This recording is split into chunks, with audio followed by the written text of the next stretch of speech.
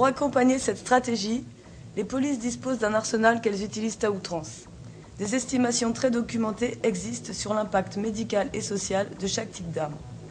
En particulier celles de seconde génération, irritants chimiques, munitions à impact cinétique, armes dites moins létales, c'est-à-dire moins mortelles. Cette terminologie est explicitement conçue pour augmenter l'efficacité des policiers, après que des études ont montré qu'elle était amoindrie par la peur de tuer un manifestant. Pourtant, comme l'affirment les fabricants de ces armes, leur utilisation peut blesser sérieusement, causer des traumatismes susceptibles d'entraîner la mort. Le nombre des victimes en témoigne.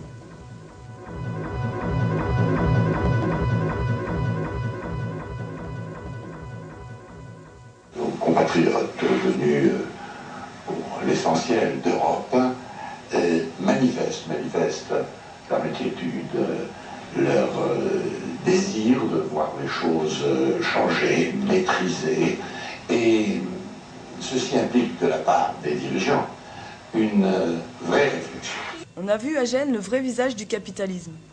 Hormis quelques gesticulations politiques, les gouvernements européens n'ont pas bronché à l'annonce de l'assassinat de Carlo Giuliani, pas plus que lors des tirs à balles réelles au précédent contre-sommet de Göteborg. L'Empire mis en doute n'avait d'autre réponse que la violence aveugle. Il a envoyé ses chiens de garde dans une entreprise de terreur délibérée. Elle n'est pas le fait d'un dérapage fascisant de la seule police italienne, mais d'un plan concerté de gestion des grands rassemblements internationaux.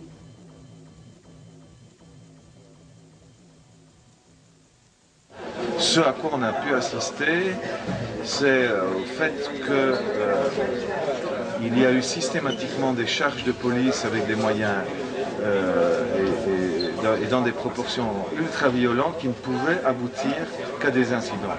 Ça va nous obliger, comme organisateurs de telles rencontres, à organiser un service d'ordre, à avoir des moyens de défense par rapport à de telles violences policières. C'est-à-dire ? Je ne sais pas.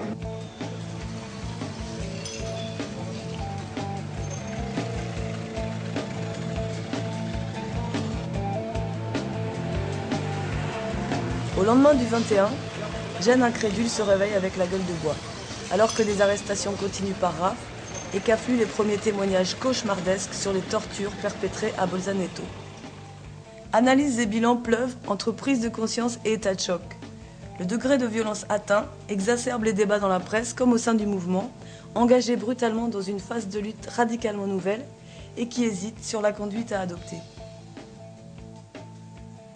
Est-ce que par rapport à ceux aux plus violents, au Black Bloc par exemple, est-ce que vous allez essayer de les mettre à l'écart ou vous les intégrez de toute façon, vous pensez qu'ils font partie du mouvement ? Il est possible qu'on doive mettre en place un service d'ordre de protection de ceux qui veulent manifester pacifiquement pour faire une sorte de cordon sanitaire par rapport à ceux qui manifestement veulent des actes en petits groupes qui peuvent servir à la police pour développer une politique de stratégie de la tension. Mais je ne veux pas me tromper de problème. Manifestement, le problème auquel nous sommes confrontés maintenant, c'est une violence policière complètement inacceptable. Il est clair que la police veut agresser le mouvement indépendamment de l'existence de groupes violents. Si ces groupes violents n'existaient pas, ils les inventeraient.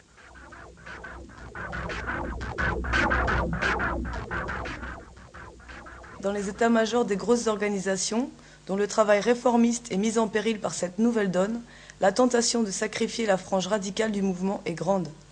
Suzanne Georges, vice-présidente d'Attac, publie une série d'articles qui condamnent sans appel le prétendu Black Bloc et avec lui les milliers de manifestants qui ont participé au combat de rue. Suzanne Georges les accuse d'être les complices plus ou moins conscients d'une manipulation orchestrée par la police.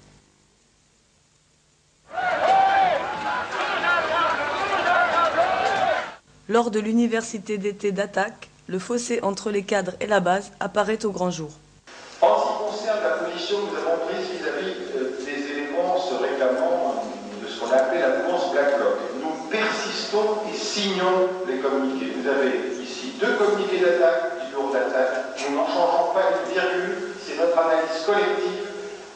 Alors on peut être d'accord ou pas d'accord, mais je vous assure qu'elle est unanime au sein non seulement du bureau, mais au sein du CA d'attaque en fonction de toutes les informations dont nous disposons et des preuves manifestes de manipulation et d'infiltration du Black Bloc par la police qui sont maintenant avérées. Nous considérons que les méthodes qu'ils utilisent, qui sont contradictoires avec les nôtres, eh bien, desservent non seulement les intérêts qui croient servir, mais desservent les intérêts d'une masse 100 fois plus importante, 1000 fois plus importante, qui est celle des manifestants de Gênes. Nous n'avons pas laissé dévoyer un mouvement puissant comme le nôtre par des éléments, quelles que soient leurs intentions par ailleurs, qui risquent de le dévoyer et à chaque occasion de vous obliger à livrer une bataille médiatique qui n'est jamais gagnée d'avance pour savoir qui portera le chapeau des violences. Ensuite.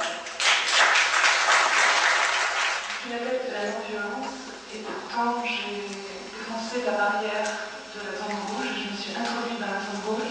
Au-delà de ce que je retiens de Gênes et de ce que j'ai vécu, puisque je suis allée à Bolzano où j'ai été en prison ensuite, quand je suis sortie de là, il y avait évidemment la douleur physique et les images atroces que j'avais dans la tête, mais j'ai surtout ressenti un immense sentiment de honte en lisant les propos de Suzanne Georges par exemple, un immense sentiment de honte en voyant l'attitude que nous avions eue pendant la manifestation, l'attitude d'écart que nous avions voulu tenir pour assurer notre crédibilité face à l'opinion publique.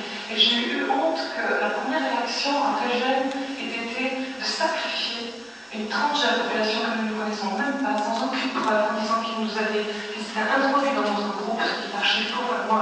J'étais devant, j'ai vu l'introduction. Les seules violences qu'il y a pu y avoir, c'était des violences que nous portions tous et toutes en nous, en disant que c'était à cause d'eux que nous avions été gazés, que nous avions été maltraités, et en portant des accusations très très graves à leur égard. Je voulais vous dire que j'ai très honte aujourd'hui de ce qui s'est passé à Gênes. J'ai honte d'être secrétaire d'attaque, et je ne sais pas comment on va pouvoir assumer notre immense responsabilité dans ce qui s'est passé à Gênes.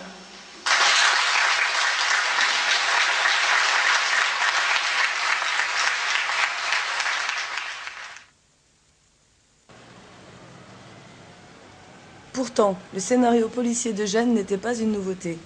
Il rappelle à beaucoup la stratégie de la tension qui a si bien marché contre le mouvement des années 70. Terreur d'État, inquisition antiterroriste pour diviser le mouvement, instrumentalisation des fascistes, criminalisation progressive commençant par les plus radicaux, politique de la main tendue aux plus modérés pour qu'ils collaborent à la gestion du capitalisme. C'est le piège du compromis historique. La multitude présente à Gênes est depuis divisée sur deux chemins séparés. Celui de la criminalisation d'un côté, nourri par des polémiques, des crises de légitimité et des ambitions politiciennes, et celui de la solidarité, où les expériences et les débats cherchent la compréhension mutuelle pour inventer un autre futur.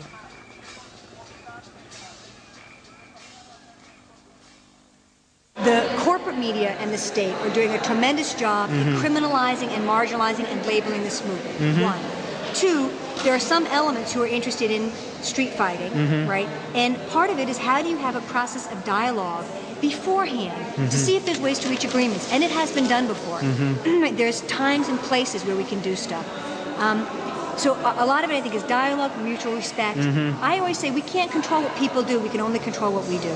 And so I think that the best way that we have in this movement to deal with this issue is to organize a strategic, empowering, alternative space that can carry the day. Because I think you have some margin on one side that's into sort of pacifist, moral nonviolence. You have another side that's into more militant street fighting tactics, but the vast majority of people are looking for a way that is strategic, smart, empowering, and sends our message. We're trying to find that middle ground. I believe in direct action. It's the most powerful vehicle I've ever seen to transform people, power in the moment.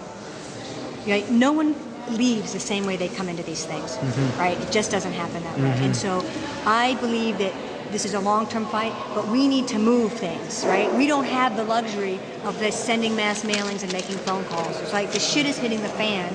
There's urgency here. Now, that doesn't mean we have to sacrifice good organizing, good alliance building, looking at issues of power and oppression, but we have to also keep putting things in motion and, confront power. Control.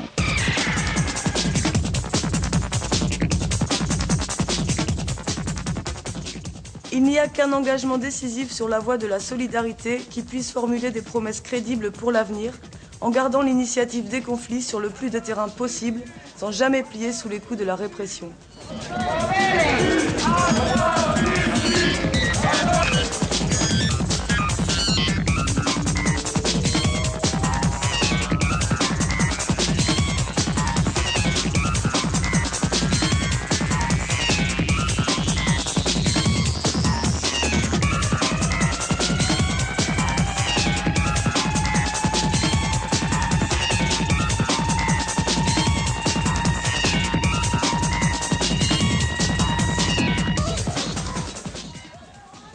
Le mouvement ne peut pas se contenter d'une présence massive lors des contre-sommets.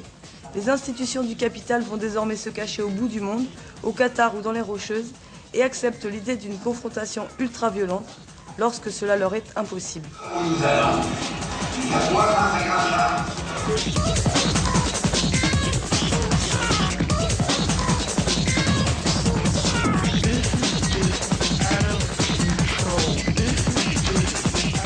Le mouvement doit rester dans la rue parce qu'il se construit lors des rassemblements qui lui donnent une visibilité et permettent aux manifestants de se compter, de se rencontrer et d'échanger pratiques et expériences. Mais en s'amplifiant, il doit revendiquer de nouveaux territoires politiques en déplaçant la bataille sur 1000 fronts qui fassent le lien avec les luttes locales, qui envisagent plus concrètement la continuité de la lutte anticapitaliste entre les centres de décision et les conséquences au niveau local dont nous souffrons quotidiennement. Précarité, licenciement, délocalisation, destruction de l'environnement, abrutissement idéologique. Les formes que prendront ces luttes n'existent pas encore, elles s'inventent chaque jour sur le terrain.